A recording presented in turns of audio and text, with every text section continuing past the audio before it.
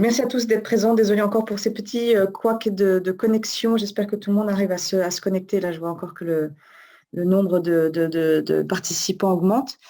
N'oubliez pas, je le répète, n'oubliez pas de poser vos questions via le petit bouton Q&R, questions-réponses. Ça permettra à tout le monde d'abord de voir les questions et soit on peut y répondre en direct si ce sont des questions qui sont assez faciles, soit on les garde pour la fin pour pouvoir mieux y répondre. Donc rapidement, quelques grands concepts sur la certification qui vont nous aider à mieux comprendre ou à mieux, en tout cas, comme disait Chloé, avoir des concepts en tête et mieux comprendre les terminologies qui sont utilisées aussi dans le RBE au sujet de la certification. Alors, tout d'abord, revenons à quelques définitions sur des mots clés. Qu'est-ce qu'une certification d'une façon générale? C'est un mécanisme donc, qui permet d'attester, après une vérification indépendante et impartiale, qu'un produit ou un service répond à une norme ou à un standard de qualité. Donc, il y a des choses intéressantes là-dedans. On parle d'attester, on parle d'une vérification indépendante, on parle d'une norme.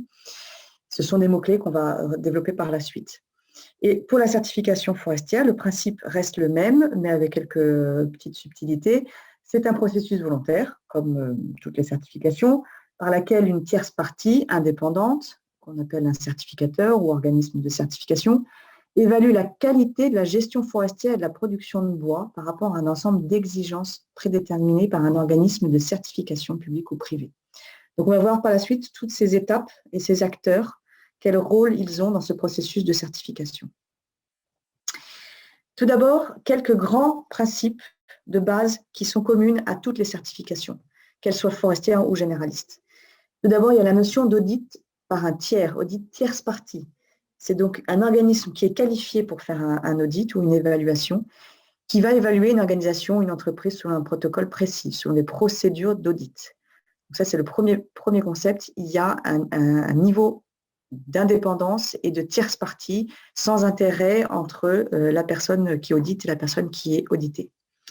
Deuxième grand concept et grand principe de base, les audits ou les évaluations de conformité doivent être réalisés par des auditeurs qui sont qualifiés, c'est-à-dire qui ont une compétence dans le domaine d'intervention qu'ils vont évaluer. On ne va pas envoyer un spécialiste du nucléaire faire un audit de gestion forestière.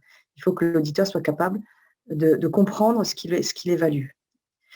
Troisième grand pilier, il faut qu'il y ait un standard, c'est-à-dire une définition des exigences auxquelles les entreprises vont devoir se conformer et qui vont être le support d'évaluation. Et ces normes, ces exigences, doivent être souvent un document, c'est un document qui doit être public, c'est-à-dire que tout le monde peut être au courant des exigences sur lesquelles une entreprise est évaluée. Et quatrième pilier, c'est la notion de volontaire. Une démarche de certification, elle est normalement volontaire, c'est-à-dire que l'entreprise fait la démarche et la requête pour être certifiée. C'est à la base, la certification a été créée à la base dans le cadre des relations commerciales. Alors, il y a quelques exceptions maintenant des certifications qui sont rendues obligatoires. Il y a le cas, par exemple, particulier du Gabon, qui est en train de rendre la certification privée obligatoire. Mais théoriquement, c'est une démarche volontaire.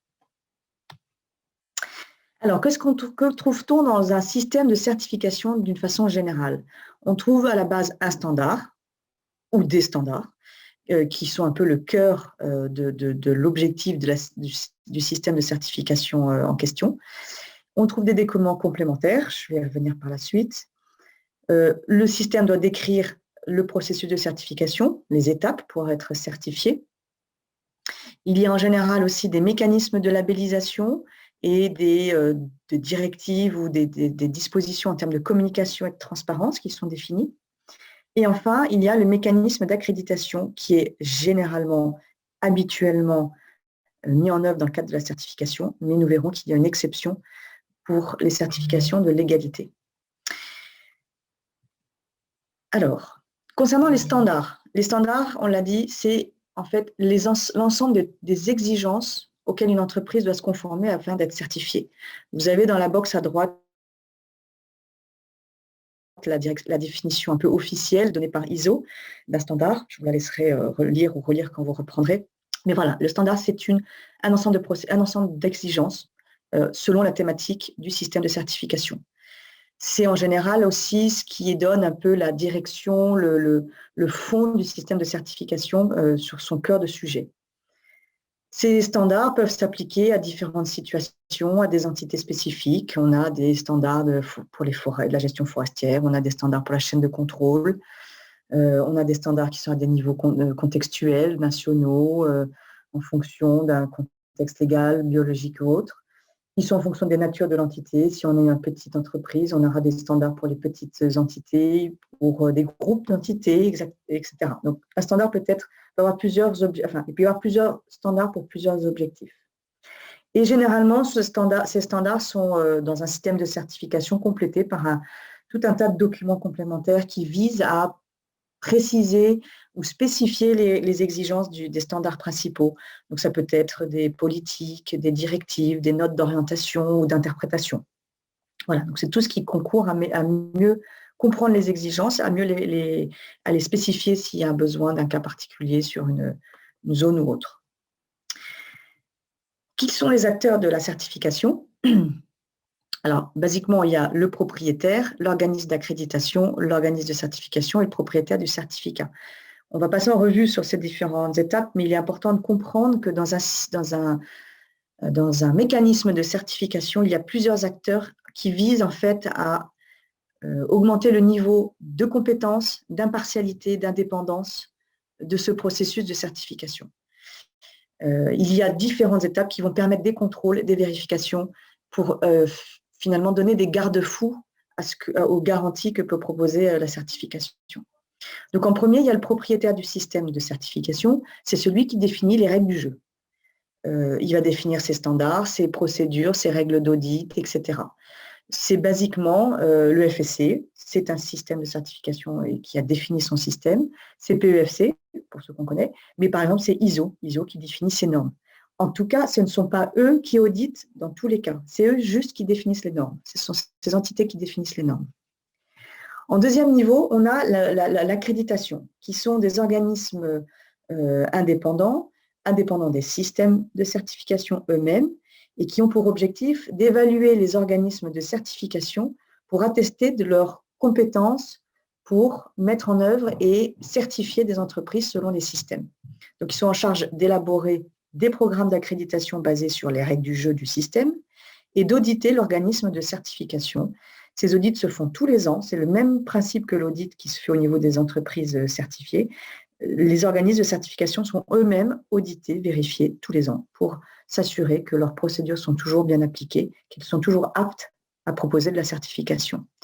Alors, dans les systèmes de certification, il y a des différences. Il y a des systèmes de certification qui choisissent un organisme d'accréditation unique. C'est par exemple le cas de ASI, FSC, qui a choisi un accréditateur ou un organisme d'accréditation qui s'appelle ASI.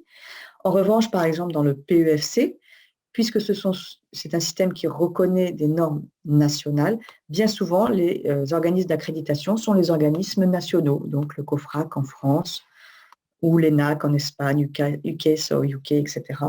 Ce sont en général par proximité soit géographique, soit linguistique. Ensuite, nous avons le niveau organisme de certification. L'organisme de certification, c'est l'organisme qui se fait accréditer et qui a la possibilité de proposer la certification. C'est-à-dire qu'il va définir des procédures et une organisation interne pour être capable de fournir la certification. Il va auditer les entreprises et ce qui est important, c'est lui qui certifie, c'est lui qui décide d'émettre un certificat. Et enfin, il est aussi en charge de former, de gérer, d'évaluer ses auditeurs qui peuvent être internes ou sous-traités. C'est l'organisme de certification qui fait le côté opérationnel, on va dire. Ces organismes de certification, je vous en ai mis un petit florilège, un petit panel de ceux qu'on peut connaître dans le milieu forestier. Voilà, un petit mot sur la petite subtilité des systèmes de certification de légalité forestière qui, eux, n'ont pas de mécanisme d'accréditation. En effet, les systèmes de certification de légalité forestière sont en général propriété directement d'organismes de certification. C'est-à-dire que le propriétaire du système et l'organisme de certification sont la même entité dans ce cas-là. Il n'y a pas d'accréditation. C'est par exemple Bureau Veritas qui propose une certification qui s'appelle OLB, Preferred by Nature qui propose le Legal Source, Control Union qui propose le TLV. Alors, c'est effectivement une faiblesse qui pourrait être relevée, qu'il faut tout de même relativiser, puisque ce sont des organismes, ces organismes qui développent et proposent des systèmes de certification de légalité forestière, sont tous des organismes de certification accrédités par ailleurs pour des systèmes de gestion durable, et qui donc appliquent les mêmes procédures, les mêmes règles d'audit, les auditeurs qui sont formés sur les mêmes bases. Et donc, cela apporte une certaine légitimité à leur capacité à fournir un système de certification d'égalité, mais c'est important de relever qu'il y a cette différence. Et enfin, le dernier niveau, c'est évidemment le détenteur du certificat, c'est-à-dire celui qui reçoit le certificat et donc qui se conforme aux exigences du standard, qui reçoit l'audit et l'auditeur et qui se doit de se plier à l'exercice de l'évaluation puisque, a priori, il l'a choisi, et qui peut, une fois qu'il est certifié, utiliser la marque de certification et les labels. Petite subtilité, en général, dans la certification, il y a des certifications de produits qui attestent de la qualité d'un produit et des certifications de systèmes qui attestent de la qualité, le bon fonctionnement d'un processus. Ce sont en général des certifications qui sont différentes. En certification forestière, on est un petit peu entre les deux, puisqu'on va évaluer plutôt des systèmes, on va évaluer une gestion forestière, comment la forêt est gérée, ou alors on va évaluer un processus industriel ou de négoce et le suivi du bois dans ses activités. Donc, c'est bien un système qu'on évalue, mais en revanche, ce sont les produits qui sont valorisés pour la façon, l'origine et la qualité de la façon dont ils ont été produits à l'origine en forêt. Et donc, c'est les produits qui vont porter la marque de certification. C'est vraiment une petite subtilité à avoir en tête. Donc, toujours dans un système de certification, et spécialement dans un système de certification forestière, il y a des règles en matière de labellisation, puisque l'idée, c'est de pouvoir informer un utilisateur ou un consommateur final que son bois provient d'une forêt qui a été évaluée pour sa conformité légale ou sa conformité au principe de gestion durable. Et il y a également, les systèmes de certification définissent leurs règles en termes de communication, de transparence. Quels sont les types d'informations qui sont rendues publiques, les données publiques, les rapports d'audit, quelles sont les règles d'utilisation de la marque, etc. Donc tout ce que je viens de dire, c'est pour expliquer qu'il y a une colonne vertébrale avec des grands principes qui s'appliquent à tout système de certification, mais après, il y a des subtilités et des spécificités d'un système à l'autre. On les verra dans la troisième présentation, puisque chaque système, après, va définir ses propres règles du jeu. Qui peut être un auditeur, quelles sont les compétences pour être un organisme de certification, quel sera le mécanisme de contrôle de ces organismes, quels seront les différents audits, comment vont-ils se dérouler, comment gérer les non-conformités, comment les classifier, les délais pour les résoudre, etc. Comment prendre une décision de certification. Tout ça, c'est laissé c'est le système qui va définir ces règles à ce niveau-là.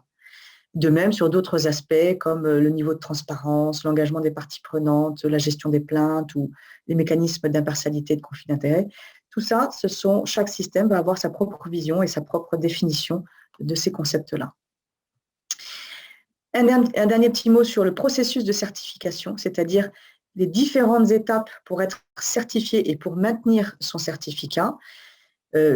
En certification forestière, le cycle est en général de 5 ans. À ma connaissance, je ne connais pas de système de certification forestière qui a un cycle inférieur ou différent en tout cas de 5 ans. Ça commence avant tout par un contrat avec un organisme de certification, c'est-à-dire une entreprise qui veut se faire certifier, elle choisit son organisme de certification accrédité ou qualifié selon le système qu'elle a choisi. Elle peut demander un pré-audit pour s'assurer qu'elle est à peu près à niveau un bon niveau de conformité et sinon se mettre à niveau. Elle peut faire appel aussi à un consultant pour aider dans cette démarche. Ensuite, on passe à la consultation des parties prenantes et ça, ce n'est uniquement dans le cadre de la gestion forestière, des audits de gestion forestière. On passe à l'audit initial, qui est l'audit qui va permettre de passer en revue en totalité les exigences du référentiel et s'assurer que l'entreprise s'y conforme.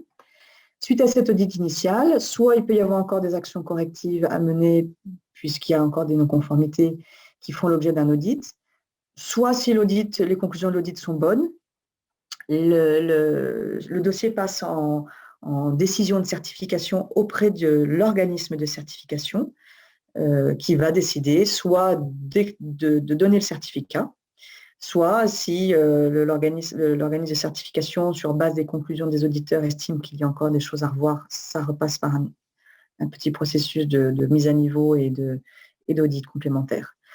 Une fois que le certificat est émis, il est émis pour 5 ans, avec l'obligation de réaliser un audit tous les ans, un audit de surveillance tous les ans, qui donne aussi lieu à une nouvelle décision de certification, à savoir le maintien du certificat ou bien sa suspension ou son retrait s'il y a des gros problèmes. Et au bout des 5 ans, on reprend un nouveau cycle avec un renouvellement du certificat qui passe par un audit de renouvellement qui est l'équivalent d'un audit initial en termes d'envergure, et on repart après sur un cycle de 5 ans avec des audits de surveillance annuels. Voilà quelques éléments qui peuvent... Ce qui est important, c'est que ces points-là sont pour vous dire que quand on se repose sur un système de certification dans le cadre du RBE, dans le cadre d'une diligence raisonnée, il faut avoir conscience que chaque système de certification a sa propre vision et son propre objectif et ses propres règles du jeu, basées sur des grands concepts de base, impartialité, audit tierce partie, compétences, un référentiel qui est connu. Mais au sein de ce système, après, les règles peuvent être différentes. À plein niveau, on l'a vu tout à l'heure, il y en a encore quelques exemples ici. Mais chaque système a ses spécificités, on le verra par la suite. Voilà, je repasse la parole à Chloé pour la prochaine présentation concernant le RBE.